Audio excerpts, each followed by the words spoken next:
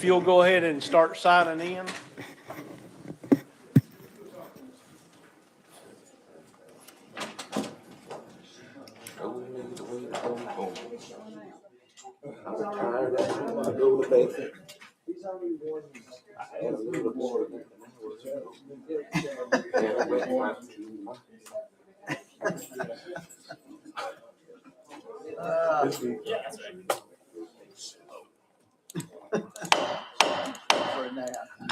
The members will take their seats and sign in to the system.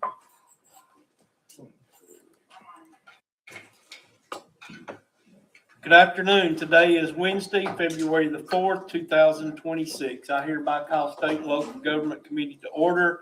Madam Clerk, please open the roll.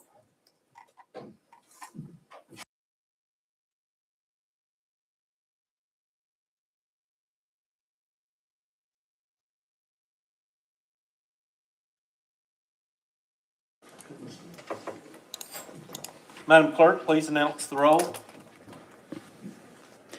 Mr. Chairman, you have 17 members present. You have a quorum. Thank you. Do any of the members have any personal orders before we begin? Seeing none, today we have 4 items on the calendar, and we will start with item number 1.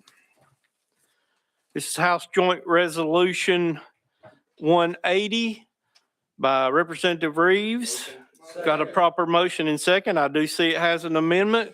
Please give us your drafting code. Yes, sir. Thank you, Mr. Chair. I've got 5595. That is correct. Would you like us to place the amendment on the bill for discussion? I would, sir. Thank you.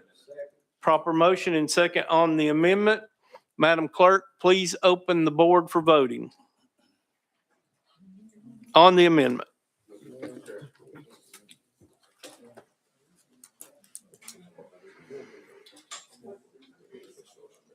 Has every member voted?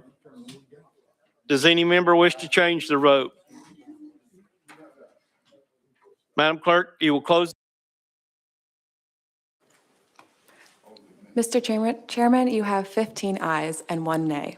Amendment goes on the bill. You're now recognized on your bill, Representative Reeves. Don't send me up to the attic, Mr. Chairman. I appreciate that. Thank you very much. This resolution simply recognizes that the United States is always welcomed and is indeed a nation of lawful immigrants.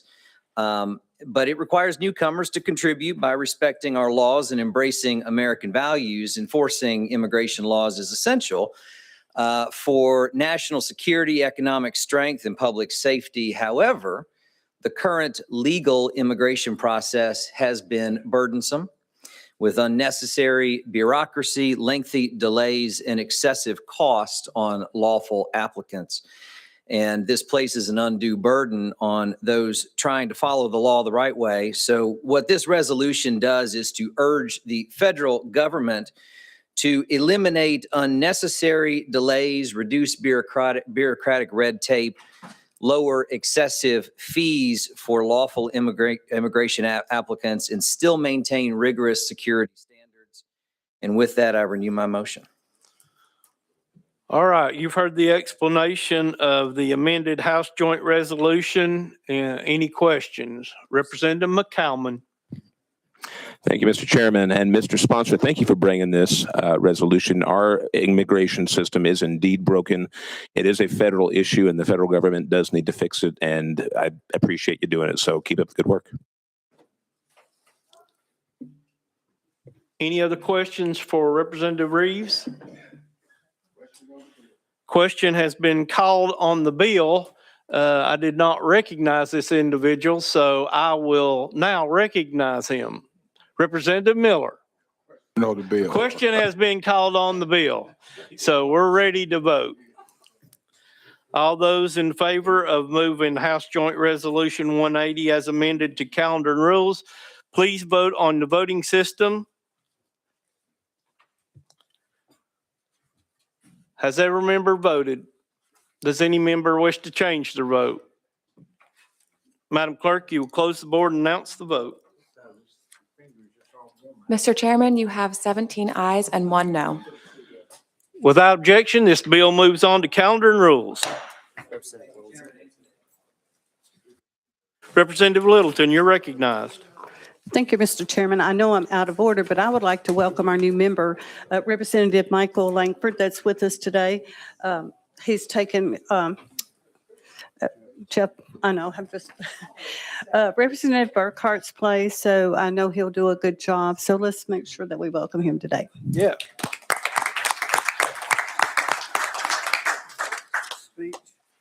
All right, back to the agenda.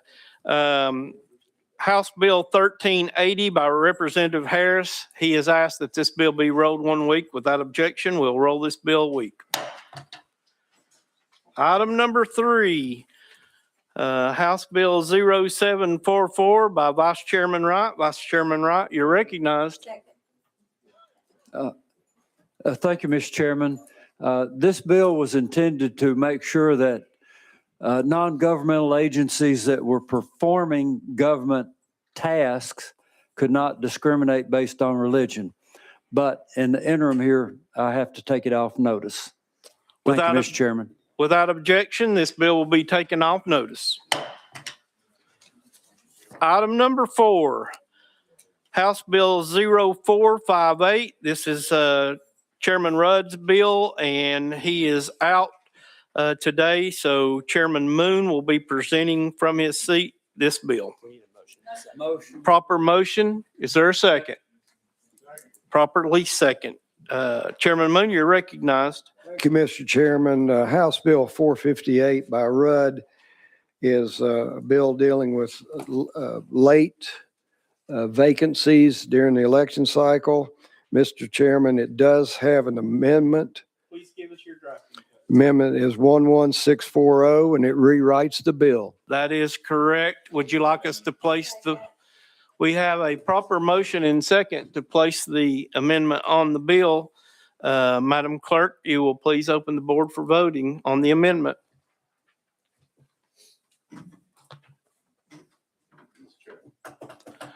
You're recognized. Thank you, Mr. Chairman. Mr. Chairman, could we at least hear the language of the amendment before I can vote for or against it? The amendment rewrites the bill. We'll hear that after it goes Okay, on. thank you. All right. Has everyone voted? Does any member wish to change their vote? Madam Clerk, you'll close the board and announce the vote. Mr. Chairman, you have 19 ayes, 0 noes. Chairman Moon, your amendment has gone on to the bill. I recognize you on the bill, sir.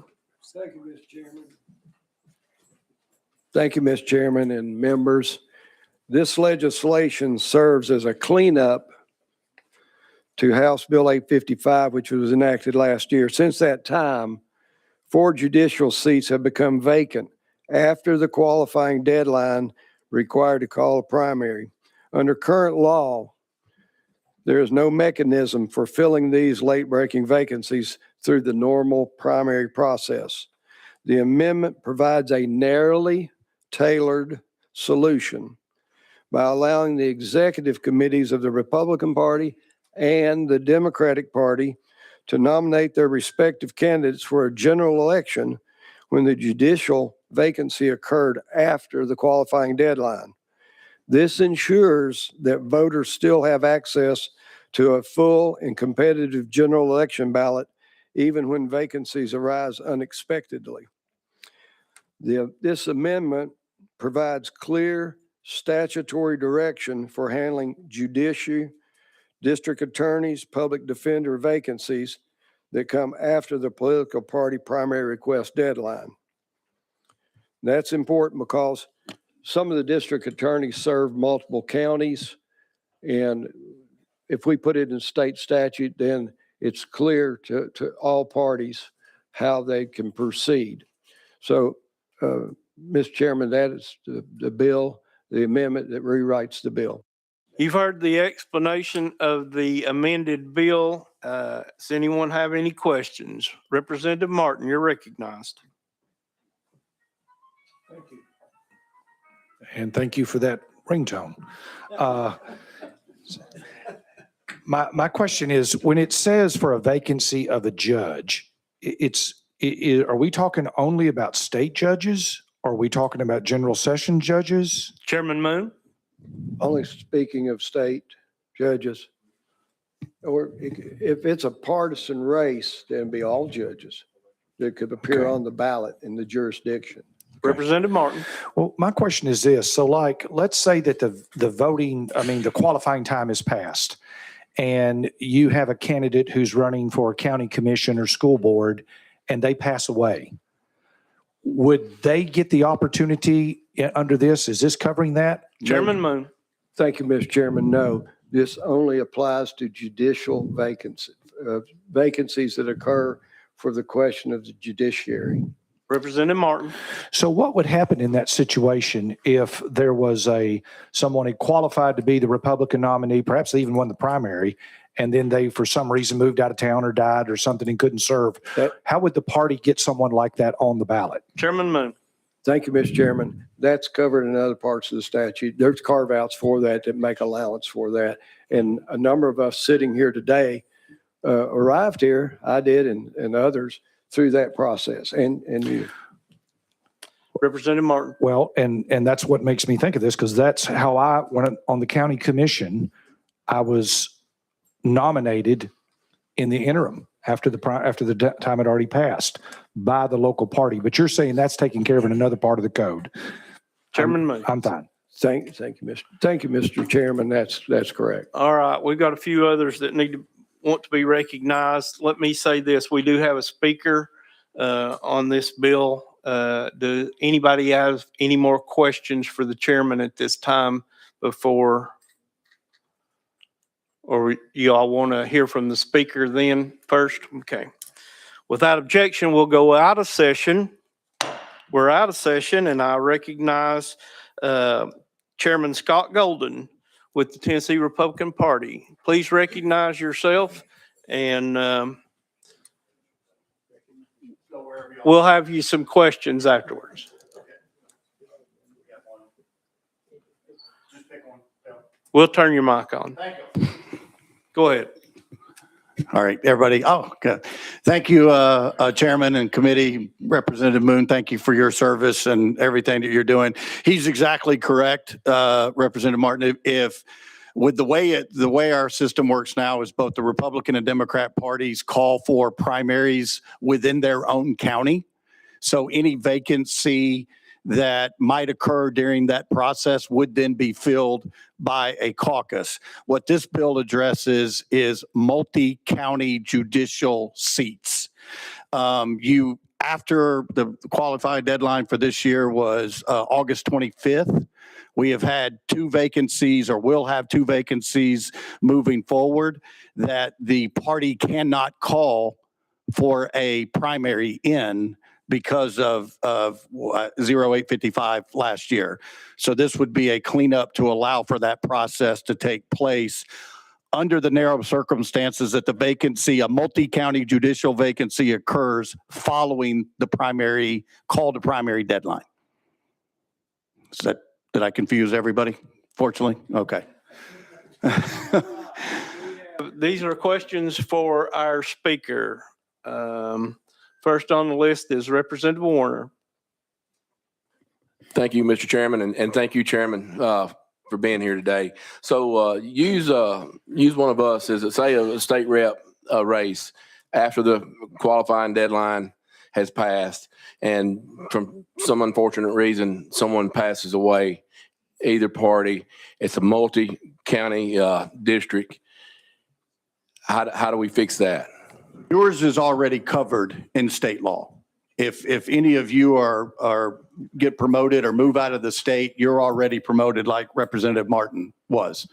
This bill only focuses on DA, public defender, or judges in multi-counties. So, for example, if your DA got appointed to the Supreme Court in Washington, D.C., everybody, we would not be able to, either the Republicans or Democrats would not be able to have a nominee for that position. Representative Warner? Yeah, thank you. But I think you may have missed, or maybe I misunderstood. say I'm running against the rep here next to me, and after the qualifying deadline, before the primary vote in August, one of us, something happens, one of us pass away or something. How do we fill that seat? If it's Chairman Golden. You would be in a primary in that situation, and that the voters would ultimately nominate somebody. The winner would be nominated at the August election. If that happened for you. right, but no, if it's a Democrat and if say I'm the Republican, I got a Democrat, Okay. something happens to me after the qualifying deadline, before the primary election, how do we get a new Republican to run in that seat? There would be a caucus held that is already in state law that allows for us to replace that Republican or Democrat nominee. So House Bill 855 that we passed last year did not prohibit those caucuses? That is correct. That 855 still allows for caucuses to replace the Republican nominees. What this bill will allow is for a Republican nominee or a Democrat nominee after the filing deadline, because we could not have called for a primary for a seat that isn't vacant. So if a judge dies, promoted, moves, whatever, there cannot be a partisan election behind it, because of 855 says you needed to have called for the primary. Well, you can't call for a primary for a seat that's not up. And judicial terms are 8-year seats. Thank you, sir. Representative McCalman for the speaker. Thank you, Mr. Chairman. And Chairman Golden, thank you for being here. Just to give some clarification, this is, again, we've said it, but it's for multi-county judiciary appointments. A single county could be, for all intents and purposes, they could be appointed by the county commission, yes? They would immediately go to the ballot. The election commission would reopen that for general sessions judge or a single county district where there's a partisan. They would automatically put that on the ballot in the primary. Okay. Thank you very much. So what? Any other questions for Chairman Golden? Chairman Golden, appreciate you being with us today. Thank you for your testimony. Thank you all. Without objection, we'll go back in session. We're back in session. I recognize Representative Powell. Thank you, Mr. Chairman. Just want to be on the record. So I actually opposed the bill in its original form this past last year. But I've spoken with Chairman Rudd, and I understand why this is necessary. That I do agree this is kind of a necessary cleanup for a situation to become kind of messy.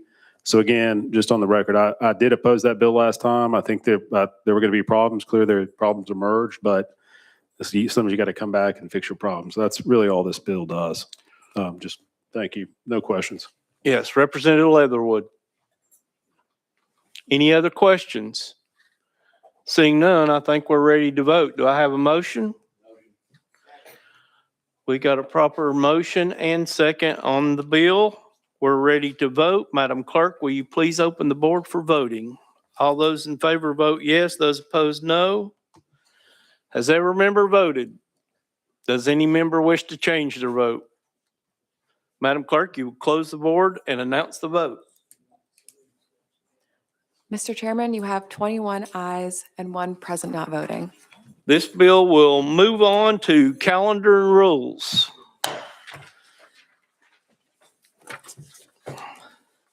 Folks, thanks for being with us today. Does any of the members have any announcements or personal orders at this time? Seeing none, we got a motion to adjourn. All those in favor, please get up and go.